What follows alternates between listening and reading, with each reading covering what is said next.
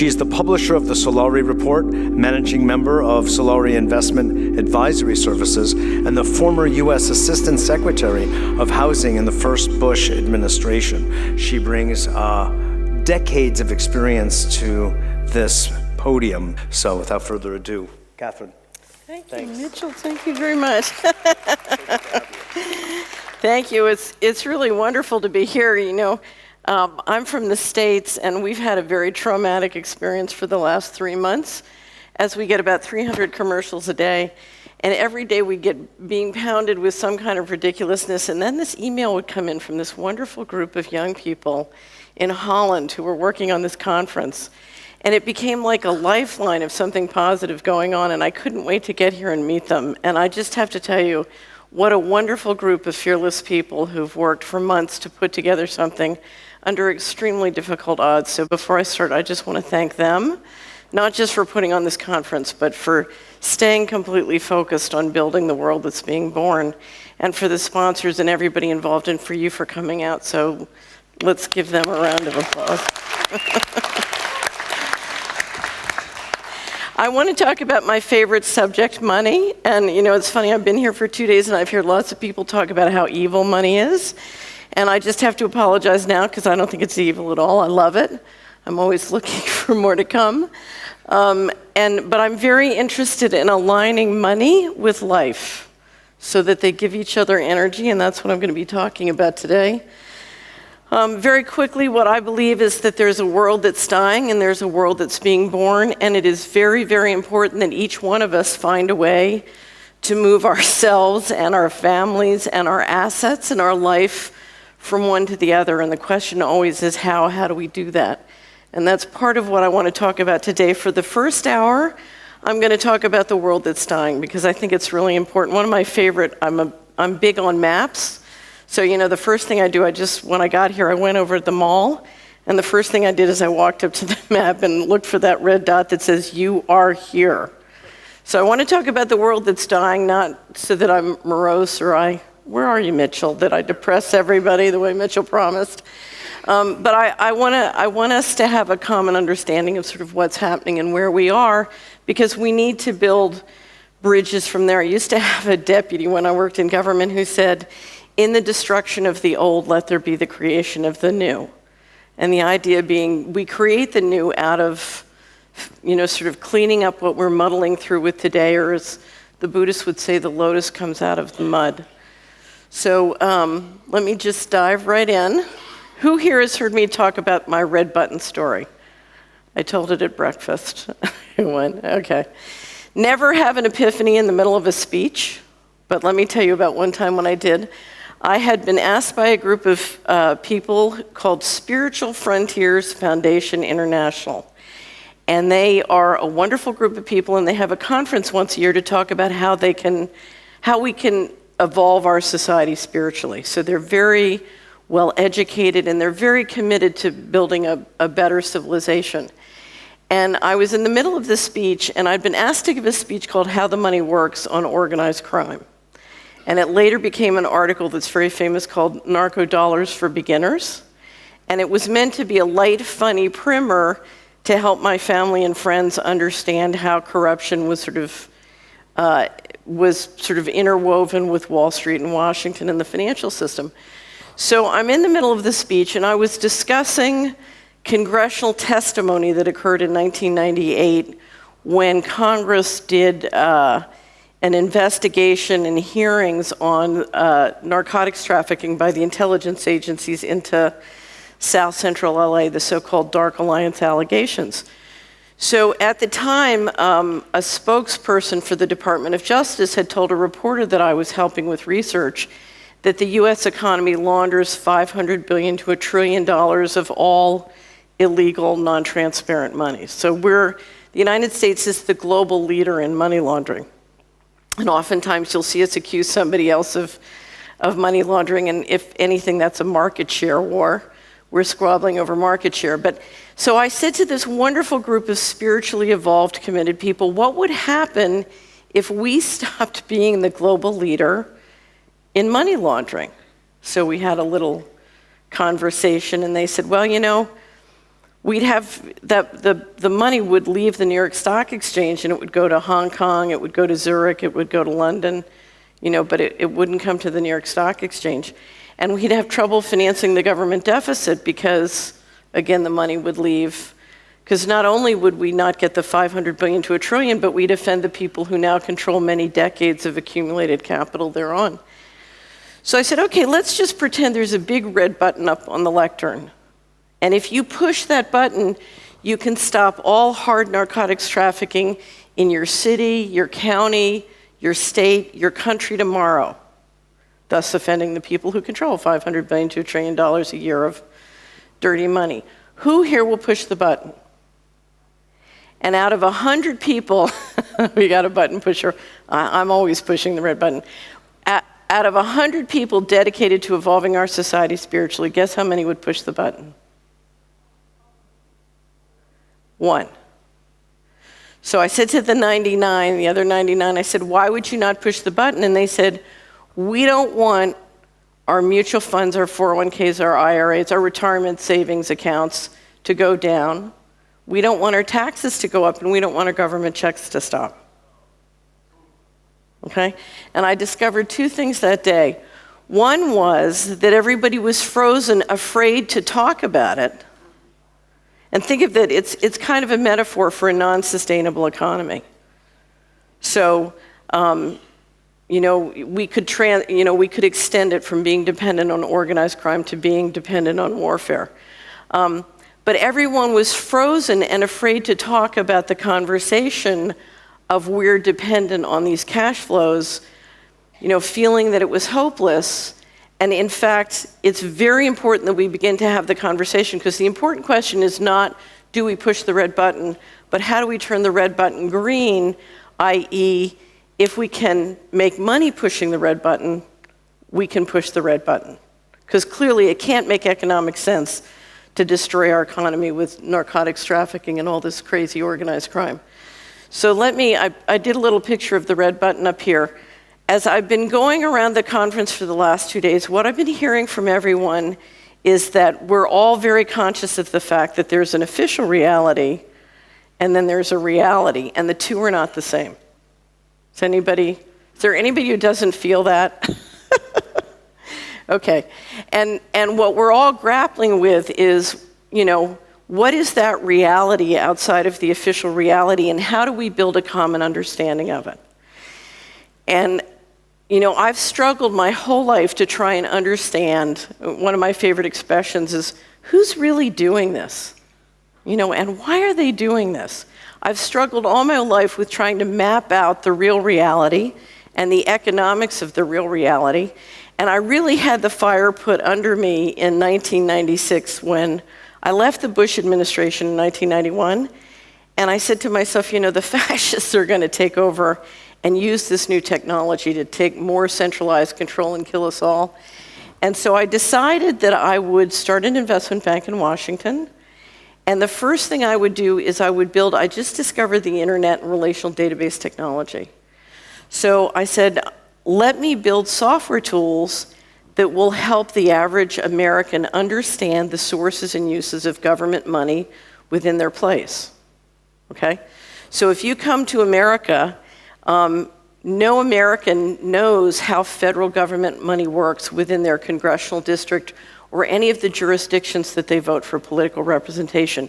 They have no way of holding their legislators accountable because they don't have any kind of financial transparency on where their taxes go and how it works by place. Okay, so you have very serious non-accountability. So I built software tools called Community Wizard, and you could dial into come in on a website, and you could say, okay, well, I live in this county, or I live in this congressional district, and you could start to download sources and uses of the government money by place.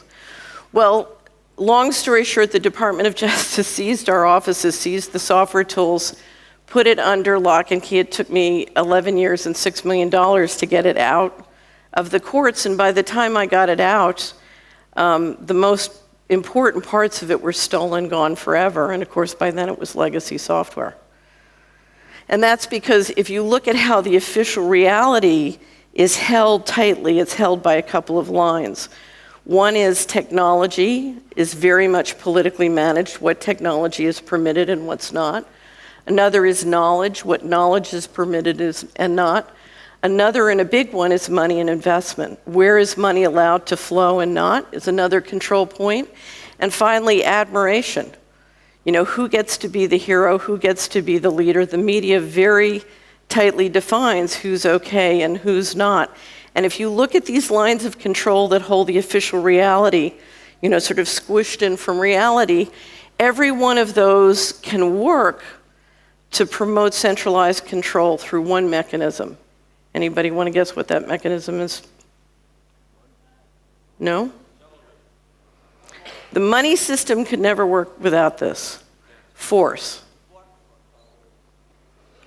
Force. We have literally a sector of the leadership which is free to kill with impunity and does. And they're free to use covert mechanisms to control in very violent, dangerous ways. And all of these different lines, whether it's control of technology or manipulation of the money system, manipulation of the media, all come back to force an economy run by force. I feel exactly the same about it.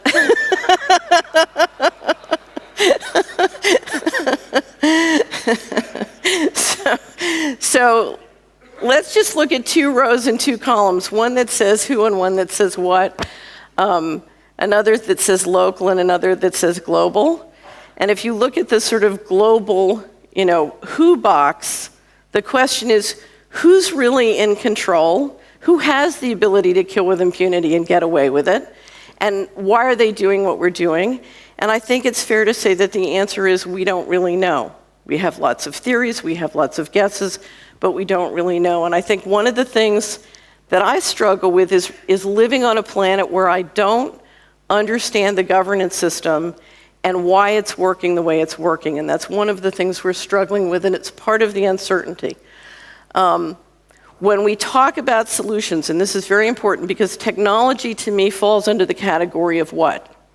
So politics and people and anthropology and culture is who, and then sort of what stuff, whether it's money and technology, is in the what category. And many, many times when I come and talk to groups of people who are talking about real solutions, is they're always talking about what stuff. So we need a new kind of currency, or we need more energy technology. But the reality is that our problems right now are political. We don't have any, I hate to say this because I'm talking about the economy, we don't have an economic problem. There is no reason for scarcity right now on planet Earth. What we have is we have a political system that arbitrarily produces scarcity as a plan. I'll give you an example. When I built the Community Wizard software tools, we were able to do lots of simulations and optimizations to re-optimize the economy. And it was really funny. I had my smartest guy working on the simulations, and he kept coming back and showing me what total wealth could be if we just optimized the economy to make things, as healthy as possible financially. And what I discovered was that the current wealth is maybe 1% of what's possible. So we're walking around in a state of real limitation and poverty when there's no reason that has to be, and that's before I understood about free energy. Okay, that was just with fossil fuels. So imagine, how, and I've been sort of giggling ever since, because the big secret is there's no economic problem. The question is, can we build a civilization that can manage our resources wisely? And of course, that's a big question. Okay, just let me mention one more thing, because one of the most important things, what every person in this audience, I believe, I think we are all potentially saboteurs. Is that how you pronounce it? Saboteurs, exactly. We're trying to get that official reality to start to shift. We want that red button to kind of shift out. And I find one of the greatest opportunities to help shift that is if we can culturally learn how to stay what I call clear. So let me define the the 4 lines here. On the rows, we have clear and unclear, and on the columns, we have agree and disagree. So there are 4 states. We can either agree or disagree, and we can be clear or unclear. Now, of those 4 states, what's the single most desirable state? Clear and agree. So we're in accord, and we're clear about what's going on in the facts. We share the same map. What's the second most desirable state? Who said clear and disagree? You're right. Okay. The second most desirable state is clear and disagree. Because if we're clear and we disagree, then we either won't move to action and make a mistake, or we will move to action, but we're clear about where we disagree, and so we go off and we find more. Now, when you live in a world of uncertainty, it's absolutely imperative to get things done, to remain in a state of clarity. But what that means is we need a culture where we can communicate our disagreements safely to each other and keep learning from each other as we're figuring out what's going on. Okay? And that's really, where I come. I live in Tennessee, and I spend a lot of time in San Francisco, and we have a lot to learn about staying clear. In America, the first thing that happens is everybody hurdles to agree unclear. And you could spend a lifetime not getting the official reality moving out. Okay, so let me talk about the financial coup d'etat. Can you say why you think that is? I think, let me just move back. I think there's many things, but I think there's a tremendous effort to divide and conquer us. And so there's a lot of emotional feelings and tension when you try and move out of the official reality. I think that's number one. I think the second thing is people are very afraid to talk about what they feel is going on. So if we look at reality, we all have a piece of the jigsaw puzzle, but we don't have the big picture. And we're afraid of looking stupid, and we're afraid of saying something that's socially unacceptable. Because, in fact, we know that if we stay within the official reality, we're within the socially acceptable zone. And you can take a lot of shunning and being unacceptable by moving out. So I think there's real fear about moving out. Oh, could I move a little closer? I'm out of the socially acceptable zone. So, so I think, we like to be in accord. We're herd animals, and we like to be not alone. I think if you talk to any scientist or entrepreneur who's worked with free energy, oftentimes they found they have to go it alone again and again, and it's very painful to be alone, to not be in community. So I think those are some of the reasons why, when you add on the economic reasons, which is the money is very much used to define that line, there is the risk for many people. If they're identified as somebody who crosses that line, it could have serious economic ramifications to them in their employment and sort of financial issues. Okay, financial coup d'etat. Let me talk about what happened in the 90s, but let me start with a model, because in business and money, models are very important.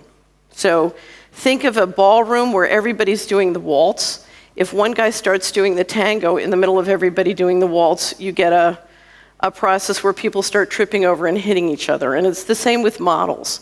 So a business has a model, a country, a society, planet Earth has an investment model. For the last 500 years, the first world has been on a model I call the central banking warfare model. So the central banks print money, and then the military makes sure that people around the world take that money in exchange for cheap natural resources. Now, the central banking model has been unbelievably, phenomenally successful for both Europe and North America. So the first world has risen to power and had great success with this model. For a variety of reasons, this model can't continue to work, and it's It's running into problems, and it requires more and more force to keep it going. Now, at the end of World War II, George Kennan, who was at the State Department in the United States, said America has 6% of the people and controls 50% of the resources. That can't last without a lot of force. Well, a decision was made in the early 90s to literally do what's called rebalance the global economy. Anybody seen the expression rebalance the local economy?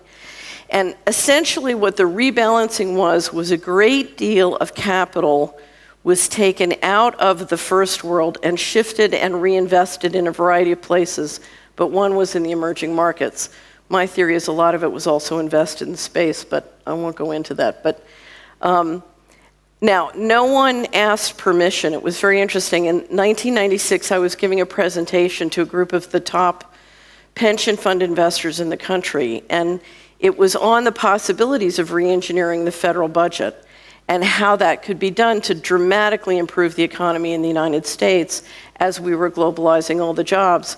And the head of the largest pension fund in the country, CalPERS in California, looked at me and he said, "You don't understand, it's too late. They've given up on the country. They're moving all the money out starting in the fall."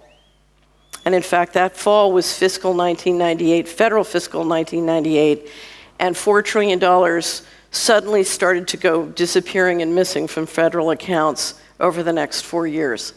But also, we did a series of other things that drew tremendous capital out of the United States. My understanding, similar things happened in Europe. One of the reasons that nobody noticed tremendous capital leaving the country was why? The economies were bubbled with debt. So literally, you drew the equity out of the country, but nobody noticed because you're bubbling the thing with debt. It's literally, think of it like a leverage buyout of a country. And one of the things it did, as that money was shifted out and invested globally, is it significantly increased and centralized economic and political power. Now, much of those money movements were not in accordance with the law. So when $4 trillion disappears from federal accounts in the United States, that's outside the law. So this was sort of a meta legal movement, and if anything, it was sort of the re-engineering of global governance. If I could ask you to watch one DVD to really help you understand what was going on in the economy then and what's going on today, it would be an interview by Sir James Goldsmith. In 1994, he came to the United States to try and persuade the Congress not to pass the Uruguay round of GATT, instituting the World Trade Organization, which was a critical part of this money movement. He gave an interview to Charlie Rose. It's up on my blog. It's up on the internet if you just do a search for Sir James Goldsmith. And I should say, any link I mentioned today in this speech, I'll post on my blog at Solari.com by tomorrow. So I'll have all the links up that I talk about or any that we come up in questions and answers. And Sir James Goldsmith described the fact that we were literally rebalancing the global economy and doing it in a way that would lead to enormous centralization of both capital and industry, and among other things, centralized dramatically the control of the seed and food supply and agriculture in a way that can only be described as extremely dangerous and would lead to a significant threat to 2 to 3 billion people. So an unprecedented movement globally of the relationship between capital and labor, and a rebalancing of the economy that would be devastating for the middle class in Europe and the United States. Now, why do I mention this? Because that one video, and I wrote an article called Dylan Reed and the Aristocracy of Stock Profits to describe sort of what was happening domestically in Washington at the same time. And what those two pieces do is prove to you beyond any shadow of a doubt that this was an intentional move. Clinton. And the thing, if you read the Dylan Reed story, what it will help you understand is these things are deeply bipartisan. In other words, in the United States, both the Democrats and the Republicans are part of the pro-centralization team. I divide the world up into the pro-centralization team and the pro-decentralization team. My guess is everybody in this audience is a member of the pro-decentralization team. Okay, but if you go to Washington, everybody, Democrat or Republican, is part of the pro-centralization team. They're just arguing about who gets the pork this term. Another way I call it is a leveraged buyout of a country, if not a planet. Does anybody know how a leveraged buyout works? So a company has a lot of money. You issue paper to take over the company, and then once you get control of the company, you pay the paper back that you used to get control of the company, right? Okay, so we issue trillions and trillions of dollars of fraudulent mortgage securities and derivatives, right? So we have trillions of fraudulent stuff out. We use that money to take control of the political process and take ownership of a ton of assets. And then once we've got control, what do?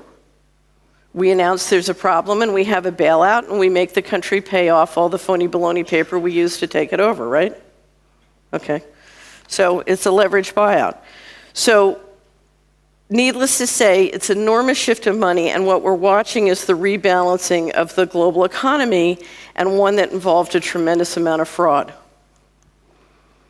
Okay, now, here's a little secret. Guess who's financing the financial coup d'etat? We are. That's why I'm always by day, my day job is I'm an investment advisor, and I started to do it I started to have to do radio shows after I got into litigation with the federal government. And so people started coming to me and saying, tell me what to do with my money. And I kept saying, I'm not an investment advisor. And finally I realized, I guess I am now an investment advisor.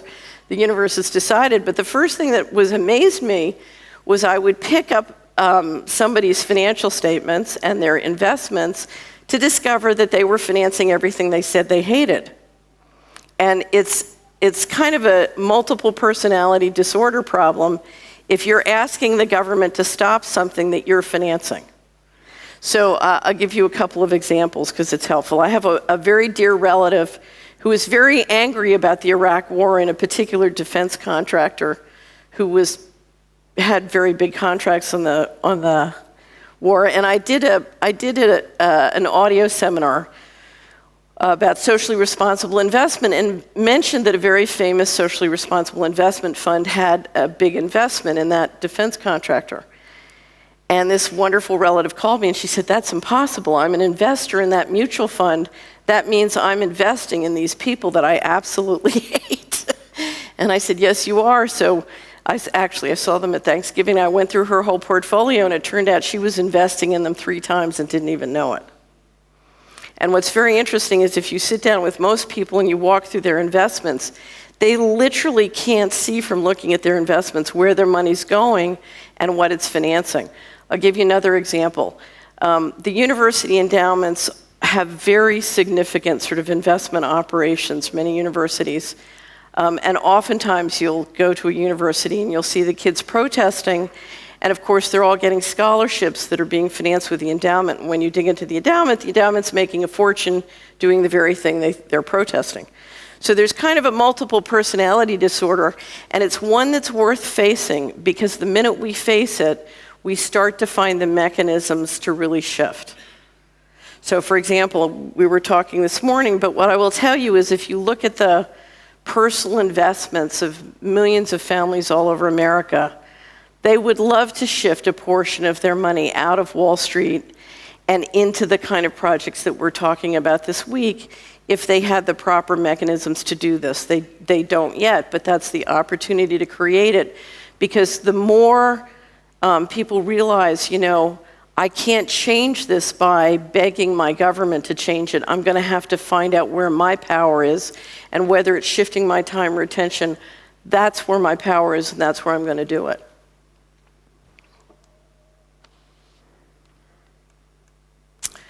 Okay, so some really smart guy on the internet did that little round ball at the bottom is the Earth. As the financial coup d'etat went on and on and on, we started building up this pile of paper.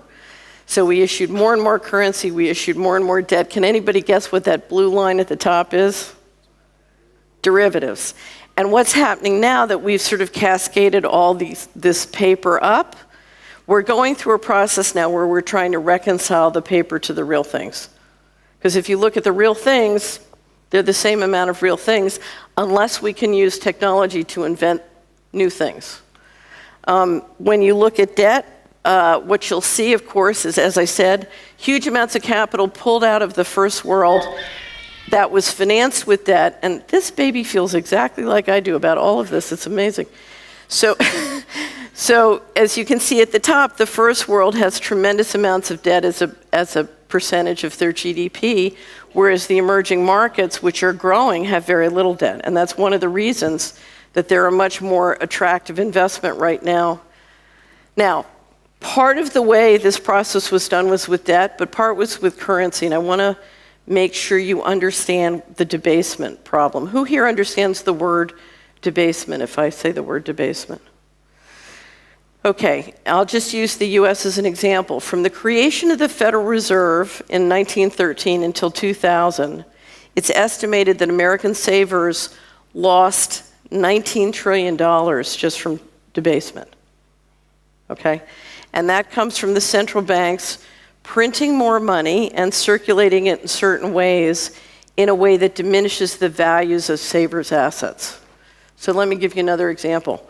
Between 2003 and 2008, starting in 2003, if you had taken $10,000 and put it in a CD, and let's say your CD was making, I think at the time, about 5%, at the end of the 5 years, you would have gotten your $10,000 back. Oh, back, sorry, I'm in this socially unacceptable zone again. You would have gotten your $10,000 back, and you would have made your interest along the way. That's a good investment, right? Well, here's what's interesting. If you measure that investment in gallons of gasoline, when you got your $10,000 back, you could have bought half the number of gallons of gasoline that you could when you started. Okay, so that line, that green line, measured in gallons of gasoline, that's what happened to your investment. It got cut in half. Now, if you'd put the money in gold, the gold would have gone up, but by the time you finished paying taxes and sold your gold at the end, you could have bought approximately the same amount of gallons of gasoline that you could at the beginning. So let me translate that into a whole community. If I did an estimate, it's up on my blog, if you take a community of 100,000 people during this very period, and you just count up all the dollar deposits, so denominated in the currency of that country, and you add up what's sitting in the volunteer fire department and what's sitting in the municipality and what's sitting in the school board, what's sitting in people's bank accounts, and you just add it all up, and then you look at what happened in their purchasing power over that 5-year period, how much did that county lose in purchasing power when measured in 2008 dollars? Anybody want to guess? $3.3 billion. Okay? So with currency debasement diminishing the value of our savings and our assets, that's one of the ways that the financial coup d'etat is operated. What is the percentage of debasement? Oh, well, what you're trying to do is measure the rate of inflation. And I would say that to measure the rate of inflation, the single best source of those statistics are Shadow Stats, John Williams' website, Shadow Stats. But probably if you look at food and household expenses over that period, they went up anywhere from 150 to 300% on a lot of the critical expenses, and income stayed flat or fell. So there's wide dispersion, and part of the problem is, think of it this way. A can of tuna fish costs 10% more this year. The size of the can is 10% smaller, and the chance that you're going to get food poisoning from it is 10% higher. Okay? That's debasement. Okay? Now, one of the things I started to worry a lot about 10 years ago was the extraordinary effort to centralize the food supply.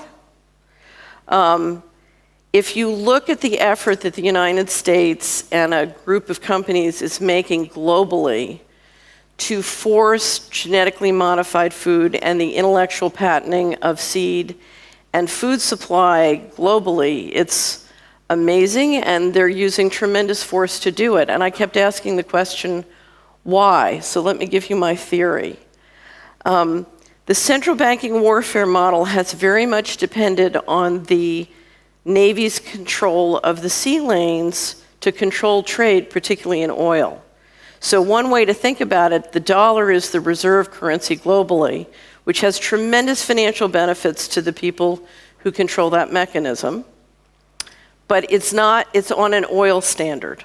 So the United States prints money, but they control the trade in oil, and that oil keeps the value of the reserve currency up. And if you look at the management of any currency system, if it's not tied to a tangible like gold or silver or some kind of precious metals, but if it's not tied to a tangible, traditionally a fiat currency has still depended on the backing and the control of some valuable commodity. Okay? So when you have a reserve currency, you need that control of a commodity or some kind of control. What's going to happen if new energy technology comes out? Oil's not going to work to back the dollar or some kind of reserve currency. So what's going to back a reserve currency? Food. Food and water. My bet is if you want to have a digital global currency, which is where they'd love to go, oil doesn't do it.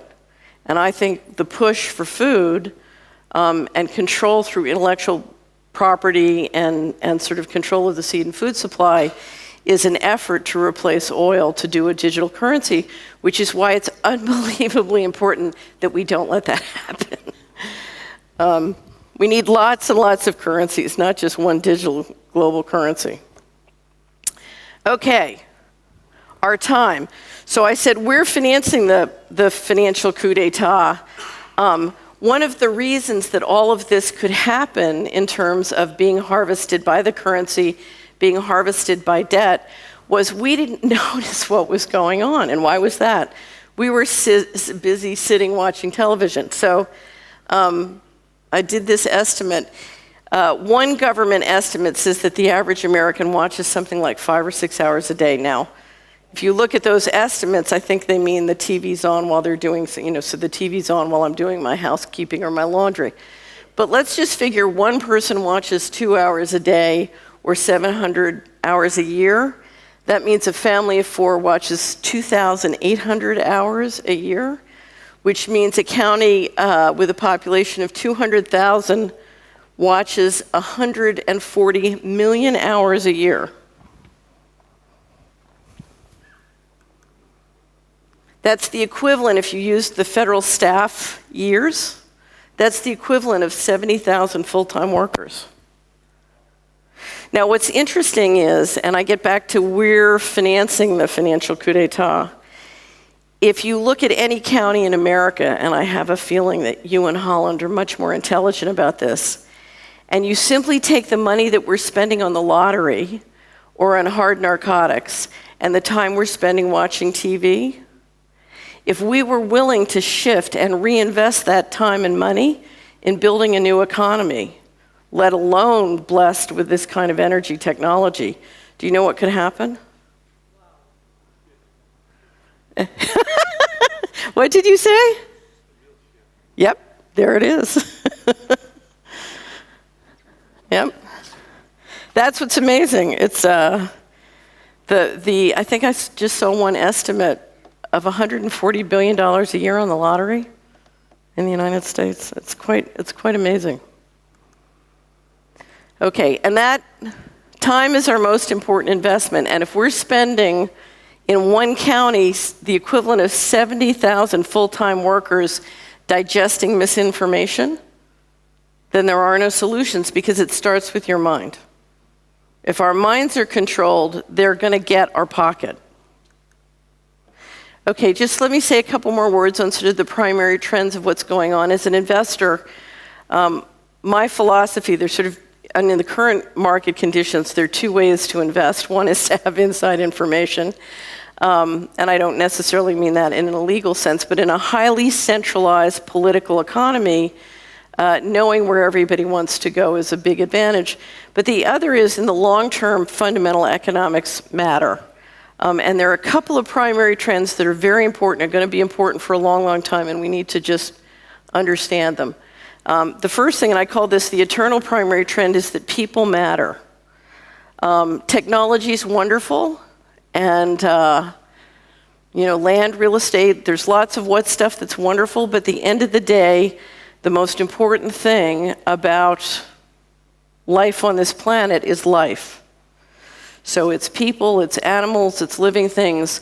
And one of the things we need to do is to realign our whole economic model with what gives life, what builds up life. And just as I said, we have a political problem, people are the problem, people are also the solution. So one of the things that I see when I look at somebody's money and where they're banking and where they're doing their transactions and where they're investing is, are you financing the people who are building life, or are you financing the people who are building death? And it's not just companies or technology or things, it's people, it's leadership. As an investor, when I look at a company, the number one thing I look at is who governs, who leads, who am I looking to? The number one biggest investment in any county in America, and I suspect it's the same in Holland, is, can anybody guess? No? People, education. The number one investment is education. We raise and educate our children. Okay? And one of the reasons I think that family wealth is so important is family wealth is very much the backdrop and the backstory to making sure those children get a wonderful education and have a healthy life. I have one of the things I discovered because you have to understand, I lived a very kind of insular life. I only talked to people about money. I was only forthright about money with about 20 people in the world, usually sitting at the Jockey Club or the 21 Club. And then suddenly I found myself, has anybody seen the movie Enemy of the State with Will Smith and Gene Hackman? So I always say I played Will Smith in real life. So one day, I only talked to 20 people, and suddenly, I'm in this incredible squabble and wandering around America talking to people about money and discovering sort of how many, many people, not just in America, but globally, viewed money. I'd never done that. And one of the things that I came to understand is we allow our heroes to be determined by the media. Okay? So let me give you an example. I was at a Christian revival in 2000, and the preacher was from Dallas, and he brought George W. Bush in, it was during the election, he brought George W. Bush in by monitor. And everybody, including one of my pastors, stood up and started clapping for George W. Bush. And afterwards I said, Patricia, I don't mean to complain. She used to work, my pastor at that time used to work at the DEA, which is the Drug Enforcement Agent. And there's nothing about narcotics trafficking and wrongdoing by any of the leadership in the United States that this woman didn't know. And I said, well, Patricia, I just almost lost my life and I lost my fortune trying to stop, corrupt behavior by the Bushies and the Clintons and all these people, and you never stood up and cheered for me. And you just stood up and cheered for him. And she said, well, he's going to be the winner. And I said, so I'm a loser and he's a winner? And she said, yeah, that's right.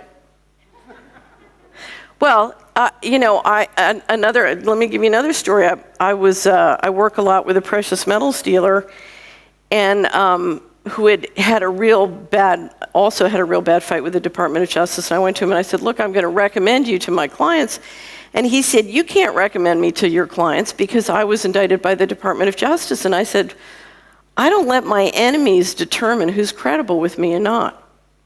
But what I discovered sort of traveling and driving around America and the globe is people who are credentialed by the system are considered admirable by the general population.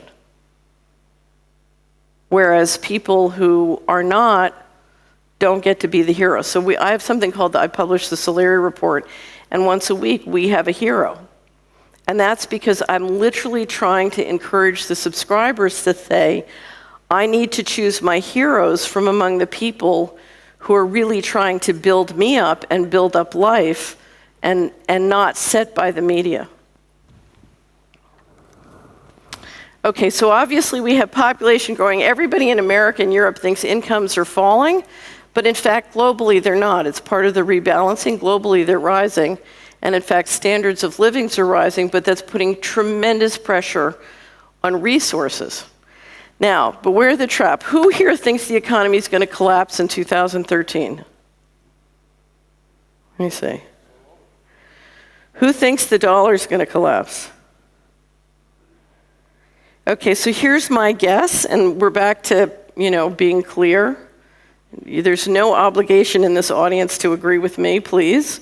I think the chances of a collapse are 5% or less, and I only say that because I think they're almost impossible, I think it's almost impossible, but I always have one of my partners says, what if we're wrong? So I always have a percentage, in case I'm wrong, but I think the chances of collapse are extremely small.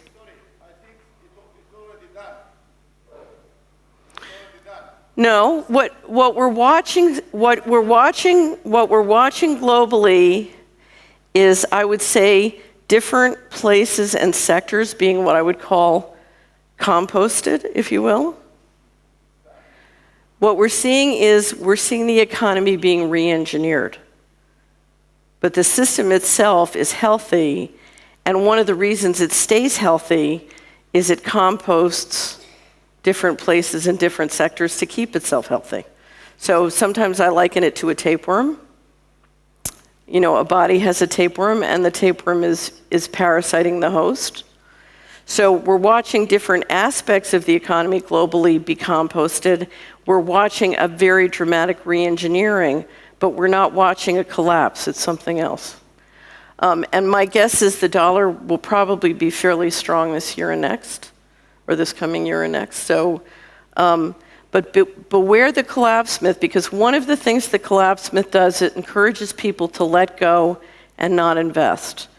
And it's very, very important that we build the world that's being born, and that building is not contingent on whether it collapses or not. In other words, it's going to do what it's going to do, and we just need to keep building a world that is being born that's positive. Can I ask a quick question? Sure. You mentioned that education is very critical, especially. But on the other hand, you also mentioned that normal folk, regular folk, tend to believe people with credentials. So, do you mean education in the sense of gaining credentials, or education in the sense of a general education or a practical education? What I would say is, because I'm one of those people who thinks credentials is irrelevant. I certainly try to live my life that way. Or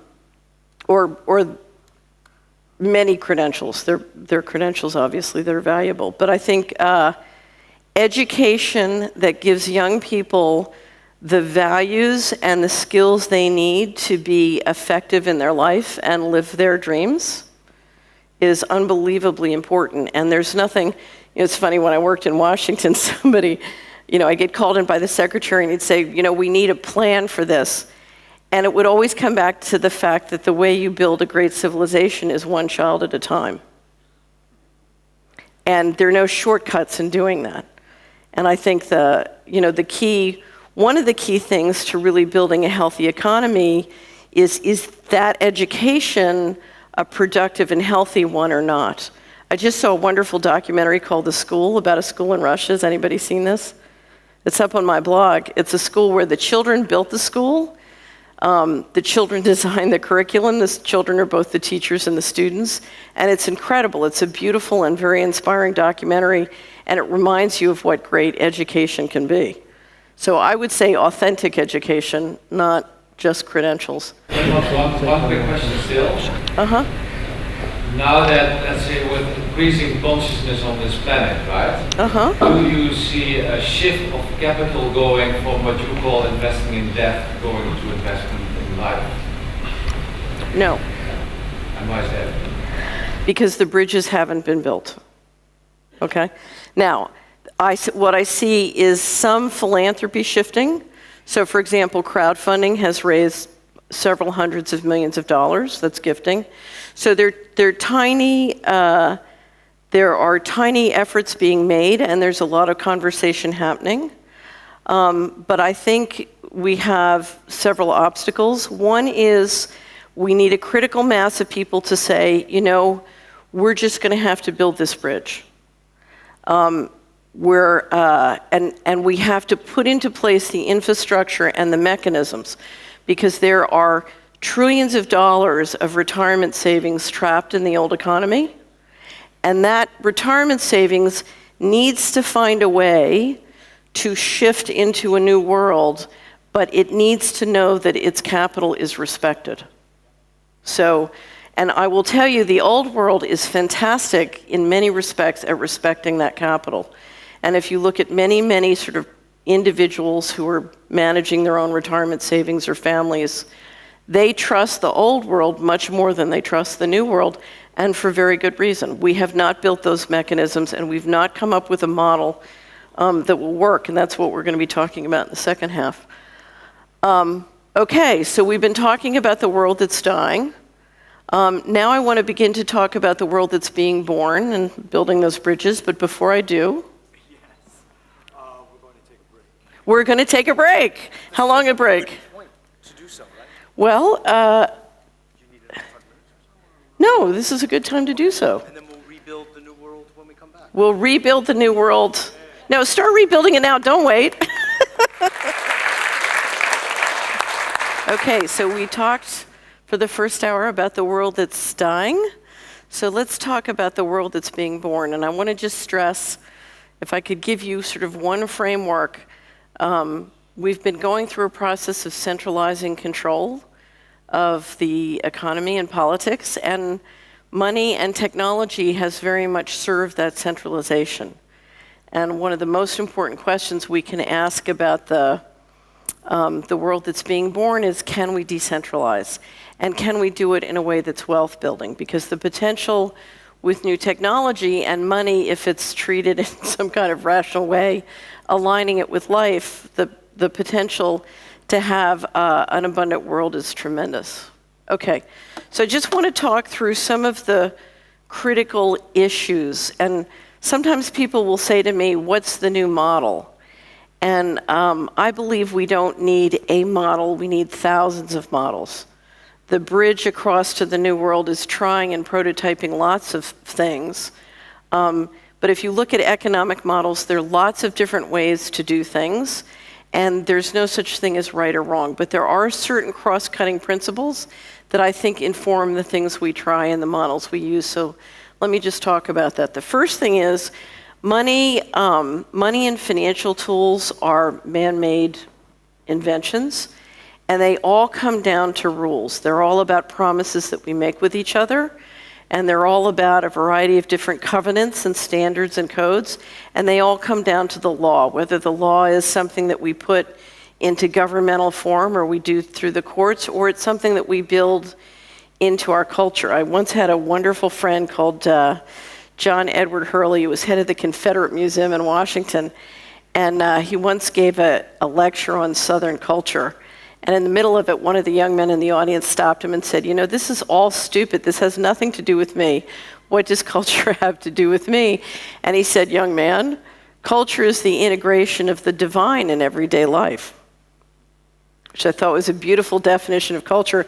Although after going through litigation in the Department of Justice, I said to him, John Edward, you forgot to remind me that culture can be the integration of the demonic in everyday life. So law is both what the rules we embed in our culture, you know, how we behave individually, and then how we behave as a community, and then what we embed in law. And all financial systems grow up from that law, and without that law, You can't have a financial system that makes any sense whatsoever. And so a lot of this comes back to who's responsible and what are our rights and how do we respect them. If you come to America, we have a wonderful Constitution, a wonderful Bill of Rights, a wonderful Declaration of Independence. The problem with all of them is they're very good at respecting individual rights, but if you look at how our economics work, you know, the respecting of our individual rights depends on financing it by raping the rights of people around the world.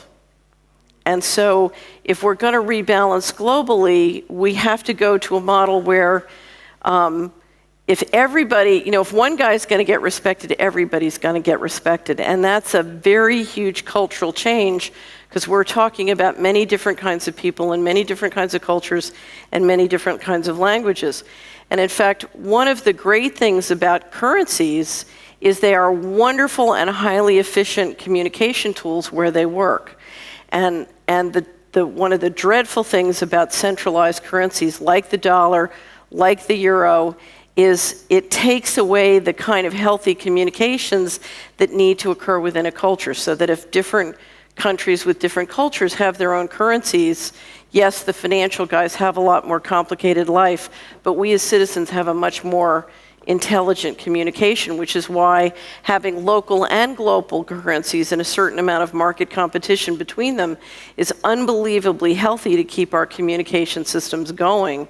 But obviously centralization isn't taking us there. Okay, so one of the most important books I've ever read to help me understand where real solutions lie is a wonderful book called The Evolution of Cooperation by Robert Axelrod. He's an economist at the University of Michigan. Has anybody here ever read it? It's a short little book. He sat down when computers first came out and he said, you know, computers are wonderful, they give us the ability to simulate. What I would like to know is what conditions would create an economy where peace is more profitable than war? Okay? And what he discovered, he did all sorts of different computer simulations, and what he discovered was that cooperation was more profitable than war where you had, at a minimum, one condition. And what was that condition? Transparency. So I could tell who is who. So if this guy goes to Hong Kong and makes a ton of money by killing and slaughtering people, and I can see that and know it, then I can shun him. But if I don't see it and know it, and he's just got a lot of money and is doing a lot of interesting things, then crime pays. And in fact, we've set up a highly non-transparent economy in the Western world where crime pays, because people can make money in very covert, illegal ways through warfare, and yet that's invisible to us, but they're held out as, you know, they have the money.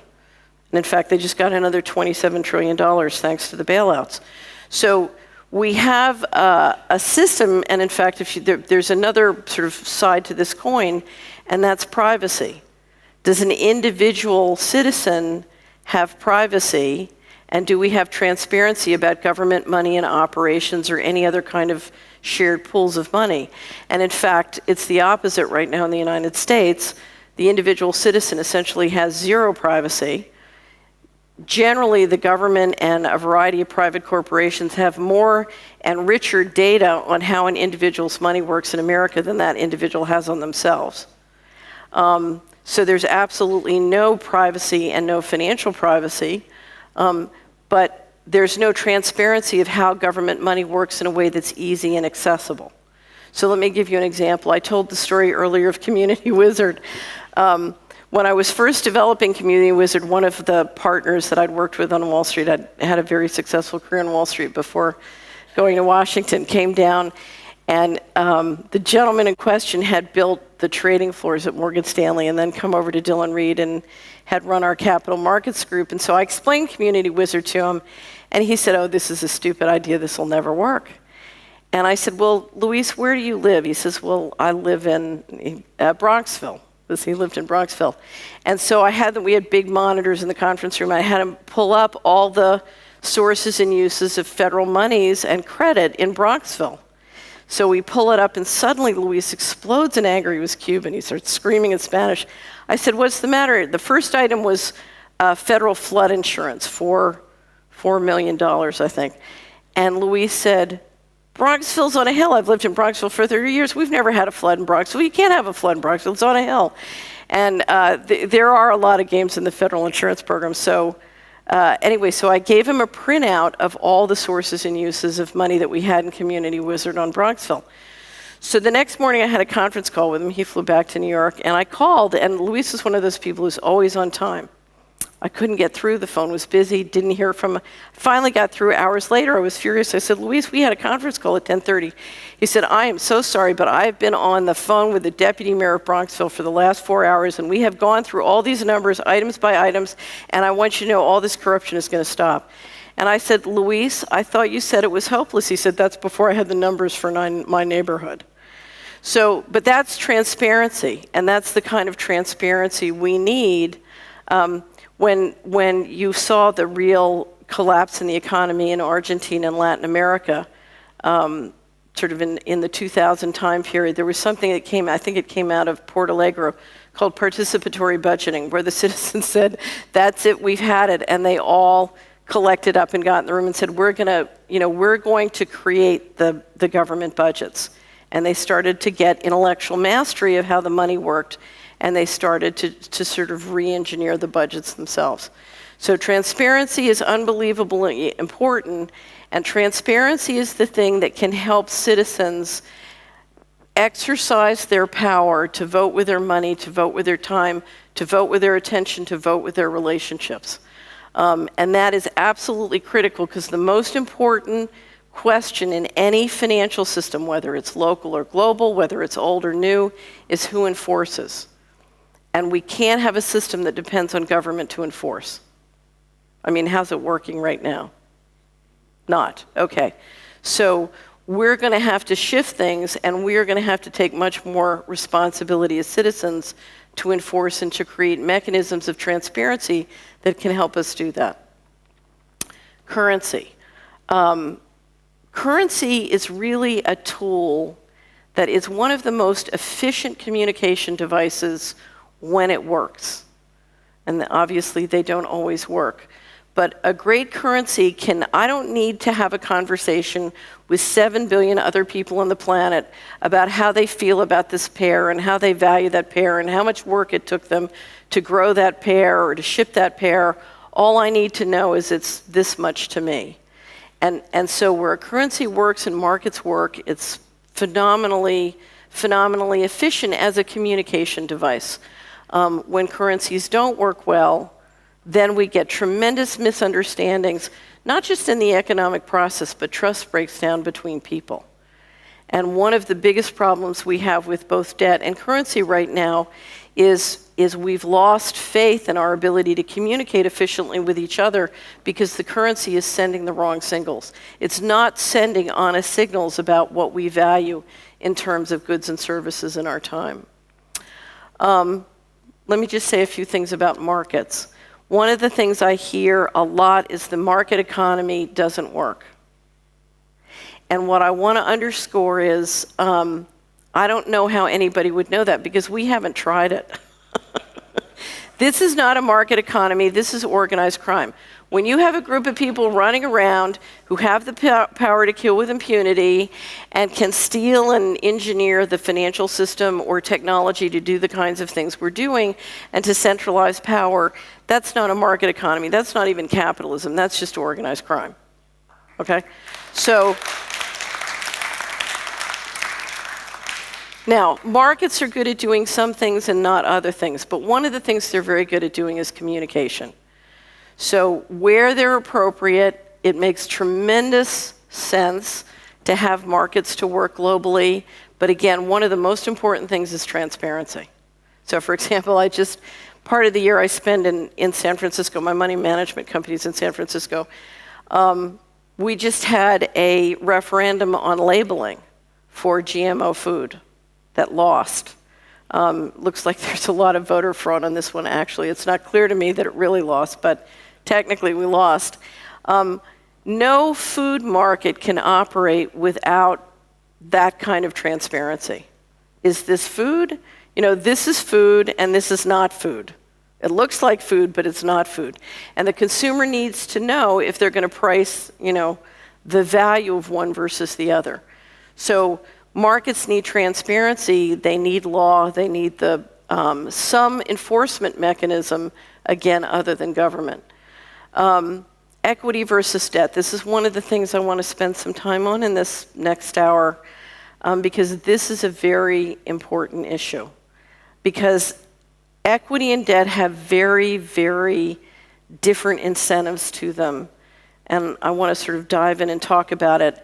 And this is a very important conversation if we want to reorient our financial system to serve and build up life instead of destroy life. Okay? But first, let me tell a story. And I need a volunteer, and I need some money. Somebody willing to loan me some money? I can use a coin. Actually, I have a coin. Okay. Will you take a chip? No, I'll use a coin. Okay, so I've got a coin. Okay, so you're my volunteer. Okay. So we're in the old economy. Okay? You have an oil well, and I have money. And I want your oil well, and you want my money. Okay? So now, you're a Bush. Okay? How can you be better off? As in Mr. Bush? Yeah, you're Mr. Bush. How can you be better off? How can I be better off? Yeah, in this transaction, how can you be better off? If I were to get more of these for that item. See, you're just not a criminal. If you killed me and took the oil well, no, you laugh. Who's going to get the girls? Right? Right? Okay, so that's how it works. Now watch this. Okay, so you're a software developer, okay, and you have a database, and I want your database and you want my money, okay? So I give you my money. Yes. And I get a copy of the database. A copy of the database? Right, or of the piece of software. You still have it, but now I have a copy, right? Now, how can you be better off? If you kill me and take it back, are you better off? No. I wouldn't say so, but... But if we collaborate and create something new, right, you're better off, okay? True. So crime doesn't pay. And what's interesting, thank you. Because we could multiply and multiply. Yeah, it's Fishes in and a number of ways, right? I feel rich already. You feel richer? There you go. So one of the interesting things with technology is, part of the economy is concrete, but more and more of it comes from knowledge and information. And we're literally watching a split in culture. Does anybody know the story of the Ninja Turtles and the Lone Rangers? Okay, well, if you ask people in the oil economy 10 years ago who their mythological hero was, they would say the Lone Ranger. Does everybody in Holland know who the Lone Ranger was? Okay, so, but the Lone Ranger, rides into town by himself, he saves everybody, and then, you never see his emotions, he's got a mask, and then everybody says, oh, thank you, masked man. Okay, he's a loner. The Ninja Turtles, if you ask the next generation down, the Ninja Turtles do everything together, they share food together. Everybody here seen the Ninja Turtles? No? Okay. But it's a whole different paradigm of a shared collaborative culture. It's an information technology culture. It's not the concrete economy culture. And what we're watching in the leadership, one of the things that happened in the US election is you saw a style choice between a Ninja Turtle style and a Lone Ranger style, okay? And so we literally have those two cultures warring at the same times. But what happens is an equity culture is much more appropriate to a Ninja Turtle kind of economy. And the reason is, if you and I create a company together and we're 50-50 partners, then if you make money, I make money. If I make money, you make money. Now, as we've seen from the debt bubble that's just occurred, I can loan you money, have you fail, and I make money. Okay? So you create a non-alignment in incentives where I make money, I can make money from your failure, as opposed to I make money from your success. So I can land in a country, destroy it, rape it, take it over, bring it back with government investment and contracts, I make money. Now, if everybody had an equity investment in that country before it started, everybody lose money, you'd have a constituency that would be very furious about it. Now, when you talk about equity and the importance of thinking and financing with equity as opposed to debt, one of the issues you come to is the relationship between government investment and private investment. And by private investment, I could mean just the investment of individuals and households as well as companies and enterprises. What you find is that a lot of private investment looks successful because government money is spending a huge amount of money rigging something behind the scenes in a way that's not economic. So let me give you a couple of examples from the American budget. I live in a state where approximately 20 to 25% of the people get food stamps from the government. Okay, so they can't afford to buy food. They get vouchers from the government, they go buy food. If they were to get on the phone and call customer service with a question about their food stamps, they would get somebody who worked in India for JP Morgan Chase, who was doing a job that they could do. And if they were doing that job, they wouldn't need food stamps. So we're paying a whole world of people not to work, while the government is paying JP Morgan Chase to do a job that those people could do. So if you go through the federal budget, one of the things you'll find, for example, in America, is we're often paying a defense contractor $100 to $150 an hour to do a job that could be ported through telecommunications into a community where taxpayers would love to do a job for $15 an hour plus healthcare. There are thousands of those examples, and so a positive return on investment in the private sector is being propped up with a negative return on investment in the public sector, and in no place in America is it worse than in healthcare. Because between the pharmaceutical companies and all of sort of the shenanigans and the suppression of healthcare technology, including some of the kinds that we've seen at this conference, we've gotten healthcare expenses, tens of thousands of multiples above where they have to be, not to mention the fact that everybody's eating food that's not really food. So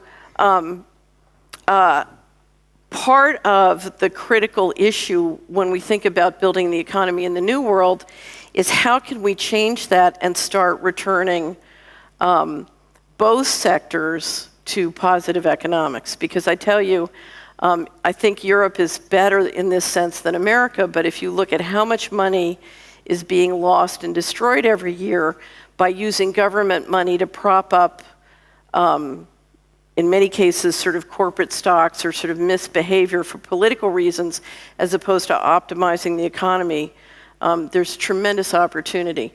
Does anybody know where the number one source of political contributions in the United States comes from? Where? It comes from capital gains. So as a politician, I do something that makes the stock go up, and the people who benefit from that stock or that piece of real estate going up in value give me a piece of the action in the form of political contributions. Okay? And so you hear this giant sucking sound from the US federal budget into things that prop up this stock or this piece of real estate, whether it makes economic sense or not. Okay, now that gets us down to my favorite topic, which is optimizing the economics of place, because that's where the big opportunity is. If you look, and I'll keep sticking with America because that's what I know. If you look at America, America breaks down to 3,100 counties, and part of aligning the financial system, the financial ecosystem with the living ecosystem of people and the environmental health of a place is bringing that re-engineering down and realigning the governmental and the private money within a place so that it starts to realign in a healthy way. So let me just go through a little bit. If you go to business school, as I did, what they teach you is your job as an investor is to get the highest return for your investment, okay? So if you put money at a bank and you want to get an interest, you're interested in going to the bank that'll give you the highest interest return. Okay, so we were always taught to get the highest return for the investor. And I spent a lot of time in the 90s when I was building Community Wizard trying to understand what's wrong with that system, and here's what I discovered. Any investment, and when I say investment, I don't just mean an investment of money, I mean an investment of your time or attention, of your skills, of your knowledge. Any investment has an impact on the financial ecosystem that it happens in. So if I build a convention center in a town, it has an impact on the place, on the life and the economy of that town. And I call that impact the total economic return. And that total economic return is divided up between a return to the investor, the person or enterprise who made it, and then the network. Okay, so we build a convention center in a town, the investors who put up the money get a return, and then the general economy gets a return, which could be positive or negative, okay? So the return to the network. Anyway, so I did a lot of study of the investment process, and what I learned was all we needed was a very simple change in protocol. And that protocol was never intentionally do anything that will have a negative return to the network or yourself. Now, life is difficult, we make mistakes, so I try and always have a positive return. I don't always achieve it. But it was very interesting. There were many, many years when everybody kept saying, oh, invest in Enron, invest in the housing, but invest in all this stuff. And I kept saying, no, it's crap. I don't want to do it. It's harmful. It's hurting people. I have no interest. And what you'll find over many, many long periods is, of course, everybody who put up money and thought, in Enron and thought they were going to make money, in fact, lost it. But if we all just took the time to understand the impact of where our money is going and what it's doing, or where our time is going and what it's doing, and then lived by the rule, I'm not going to put my time and money into anything that intentionally does harm. What is amazing, if you look system-wide, that will have a profound and dramatic change, whether we do it as individuals or we do it as investors, or we have the institutional investors who represent us do it. A profound change. One of the amazing things is if you look across European and American investment in the 90s and 2000s, you regularly saw big pension funds investing in things that were intentionally doing harm to other investments in their portfolio. But they weren't looking at the full financial ecosystem. They weren't looking deeply and saying, okay, how does this look system-wide? Okay, place matters. When I served as Assistant Secretary of Housing in the first Bush administration, and for the first 30 days, I was lobbied by one group after another, the home builders, the mortgage brokers, the real estate, and I had this I'm a very intuitive person, I just had this terribly uncomfortable feeling, and I couldn't figure out what it was, and finally, after 30 days, I realized everybody was lobbying me to do that thing which would cause their stock to go up. So if I changed this or that rule, or if I originated this kind of mortgage insurance, they would make money and their stock would go up. But because all of their stocks were organized on a functional basis, so they weren't place-based, nobody really cared about people. Nobody cared about places, because that's not how they made their money. So I came up with what I call the popsicle index. Now I don't think you have popsicles in Holland. Does anybody here know what a it's like an ice cream stick that children eat. Okay, so we'll just call it ice cream. So the popsicle index is the percent of people in a community who believe a child can leave their home, go to the nearest place to buy an ice cream, and come home alone safely. Let me say it again. It's the percentage of people in a community who believe a child can leave their home, go to the nearest place to buy an ice cream, and come home alone safely. Now, when I was a little girl, I grew up in West Philadelphia, the Dow Jones was 150, and the popsicle index was 100%. It was absolutely unthinkable that a child wasn't safe to just run up to Spruce Street, buy an ice cream, play pinballs, and come back. Okay? Today, the Dow Jones Index is about 12,800, and the Popsicle Index in my old neighborhood is very low, and it's very low throughout America, okay? So we've centralized political and economic control, and we've bubbled the economy with lots and lots of money and paper, but we're not as safe anymore as we once were. Now, here's what's interesting. How can we reverse that? We have a win-lose relationship between people and money, and the question is, how can you make those two friends? Okay, now this is going to get a little complicated. Let me talk about one of the things that centralized wealth in a community. About 50 years ago, let's say we had 100 small businesses and farms in a community, and they had retail sales of about $100 million, and they had profits of about $10 million. If they had profits of $10 million, what were their companies worth? Anybody got a... So I got 100 little businesses and farms. I'm making $10 million. What are the businesses worth? Well, generally it's probably going to be a multiple of about 5. So say they're 50 million. Now, how can some greedy Wall Streeter like me make money on that situation? Well, if I take a big publicly traded corporation that's trading at a multiple of 10 to 15 times, and I bring them in, I pay off the right politicians, I work the situation, and I scarf up the market share. Everybody knows the story of Walmart coming in all over America and sort of consolidating the retail business. What happens is I can take that $10 million of net income and I can turn it into $150 million of equity. So 50 million beats 150 million. But here's what's interesting about this.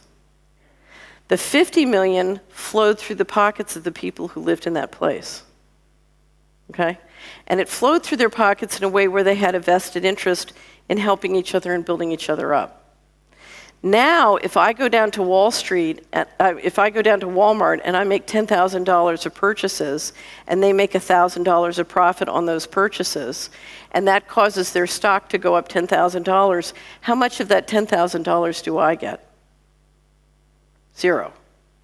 How much did one of me or my neighbors get 50 years ago? 100%. So there's been a shift of ownership and control out of the community in a way that's diminished wealth. Now, let me show you the opportunity. Bear with me, I know it's a lot of math. Okay, let's just pretend we created a little venture fund for our community to finance. So instead of playing the lottery, we decided to take the money we're spending on the lottery and put it into a venture fund, okay? And we put a little logo on all the businesses that participated in the venture fund. What would happen if we spent more money at those stores? What would happen to the value of our investment? It would go up. Okay, now hold this thought. Let's say the Popsicle Index is very low. What would happen to the value of our investment if the Popsicle Index went up? It would go up. What would happen if we brought in new energy technology and lowered the cost of energy for all the homes and businesses involved? What would happen to the value of our investment? It would go up. What would happen if we stopped damaging the environment and in fact started to heal and remediate the environmental damage? What would happen to the value of the investment? It would go up. Okay, so this theory that we need more consumption to get the stock market to go up is complete horse, you know what. It's a complete lie, it's a complete myth, it's a complete trap. If places were financed with equity instead of government money that was getting increasingly expensive and burdening us all with debt, if places were financed with equity, whether it's public or private, it doesn't really matter.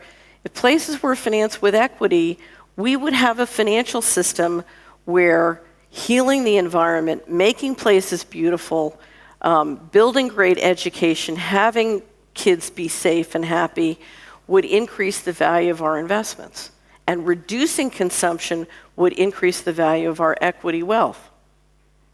So it's absolutely possible to build an economic system where we're incentivized to do all these things. And in fact, energy technology and new energy technology is an incredible thing to integrate with that kind of model. But it needs an equity model and not a debt model.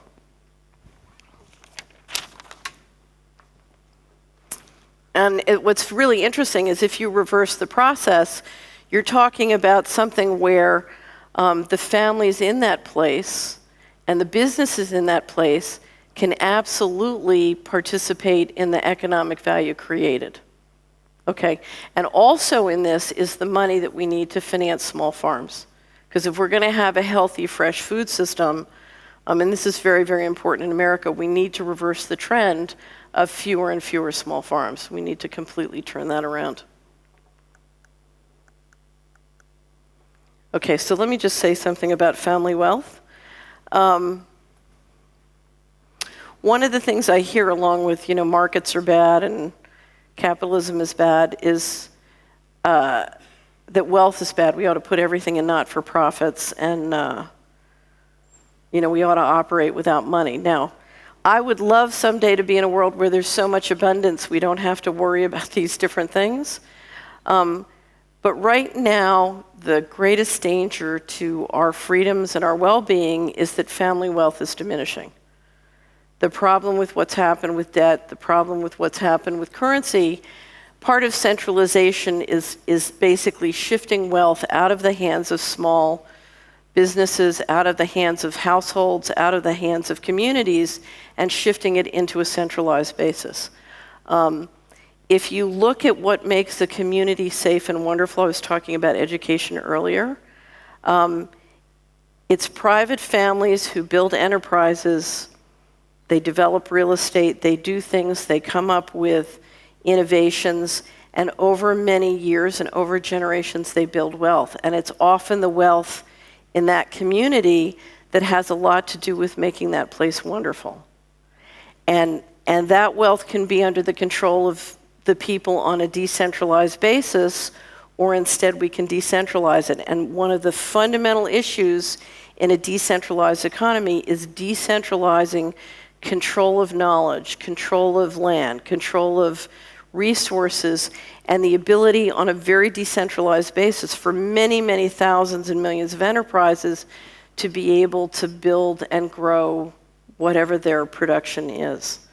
And that all gets us back to the importance of family wealth.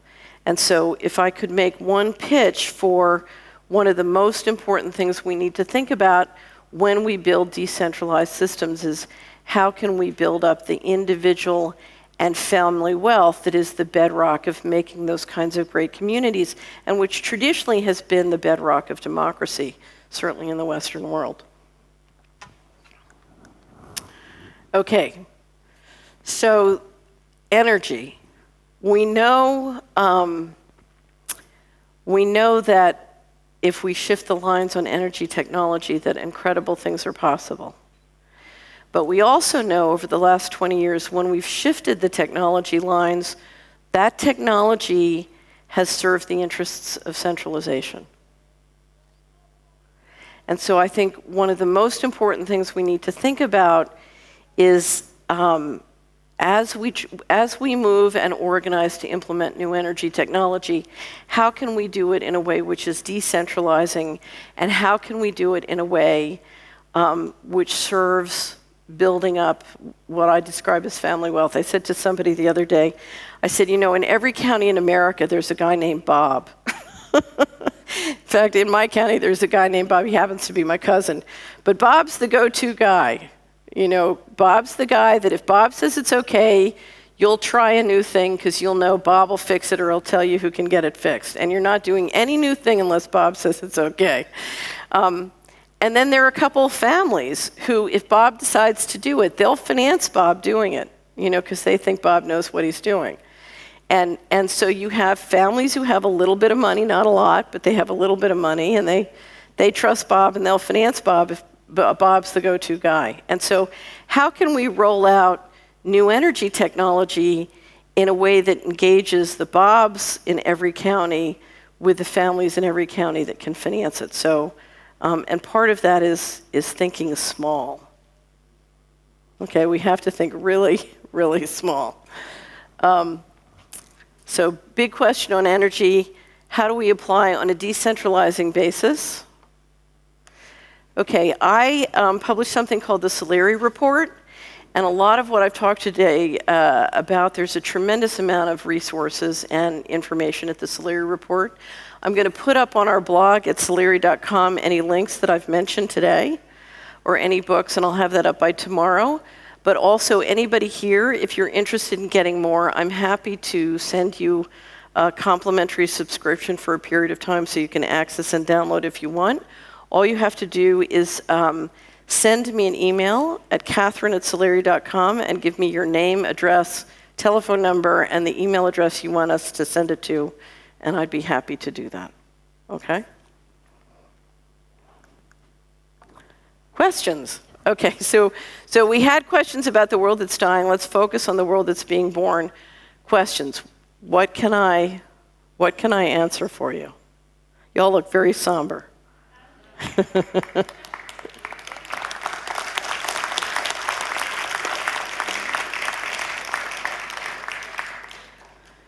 Well,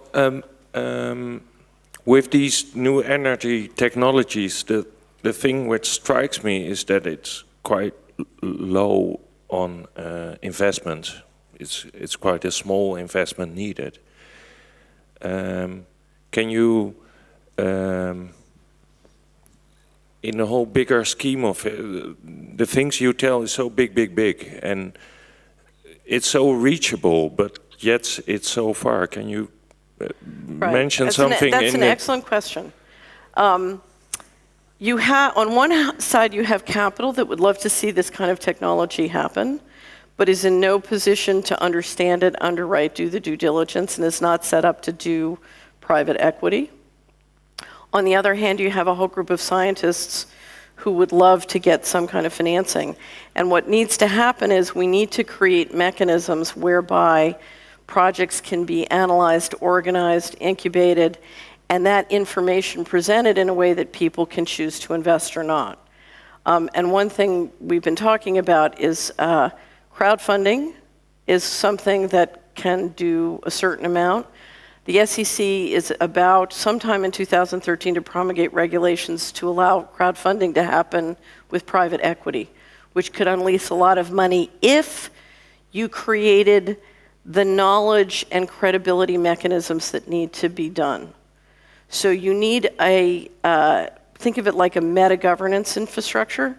You need a meta-governance infrastructure that can help people understand what projects are, what the risks are, and sort of underwrite them and make them credible for people who can't do that for themselves. And for inventors and scientists who don't begin to have the time to do that. There's a huge communication gap between the two groups, and that needs to be organized and managed and filled. The other thing that has to happen is within that function, you need what I call the Air Force. So let me tell you a story. I was out in California, a group of people in about 2004 tried to persuade me to come out to California and try and raise money to help with my litigation. And so I went out and I did all these speeches and I did all these tours, and no one would give me a penny. I mean, so you had people who were multi-millionaires who wouldn't give me a penny. I mean, I could go to the poorest black church in America and they'd put some grandmother would come up and put a quarter in my hand and say, here's my prayer for you. So I could get more money at a black church than I could get from multi-millionaires in California. And finally, one of them was a very wealthy heiress, did me the honor of saying, I would never give you money. I don't want to piss off the CIA. So you have all these investors who are afraid of the political ramifications of moving outside the official reality. So you need either a function that will protect them from that or a function that can deal with the economic warfare. So you need to create a function that makes it very, very expensive and difficult for the powers that be to pick on one particular company. And if you can find a way to finance that in an umbrella organization, you can make it economic. So there is a communication and governance infrastructure to intermediate between the two that has to get created. And you can't do that one company or even one sector at a time. You need something that says, okay, all these projects that are new technology that have real political risk need this kind of function. And that function is, conceptually, it's not that hard to create. It can be done, and if you look at the potential opportunity, it's a very sound investment to do. A lot of the pieces are here. It's a matter of bringing them together and moving up to the next level. I've been very much involved in local community projects to start food box schemes, all sorts of things like that.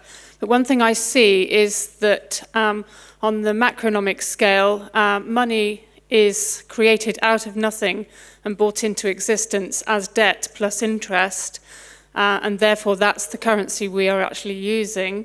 It's also then repaid through taxation, and with every level of excuse me, with every level of transaction within the community thereafter, there is taxation that's being siphoned back out of the community into the central pot for the war machine, etc. Right. I wonder if you'd comment. Well, I agree with everything you just said. The current currency system puts us like a hamster on a wheel, and there's no way out. If you've seen the documentary Thrive, there's a great description of, sort of how this all works. And the reality is, if we were free to do what we want, we'd start to build local currencies and we'd start to build lots of other mechanisms, because there's a tremendous number of things we can do to get off that wheel. The problem is every time we try and do them, we literally run into the problem I ran into, the Department of Justice seizing your offices. And if you look at what's happened to sabotage every sort of local currency and barter system, they've been stopped. And as they've been stopped, we're beginning to build enough consciousness where people say, well, wait a minute, this is a rigged game. It can never work. We have to get off the treadmill. What do we do? And there are thousands of things we can do. The first thing being, let's stop financing them, because we are literally financing the people who are running the treadmill. And, but I think it's going to take a critical mass of people starting to do that and starting to push and fight back. Once we, the more we hit that critical mass, the more we can do. But you're absolutely right. It's a treadmill, and right now it's a global treadmill because the people running the G8 central banks are forcing everybody else to do the same thing. And we're watching a currency war go on globally where the debasement is happening across the planet. Any other questions? Okay. So, there is always a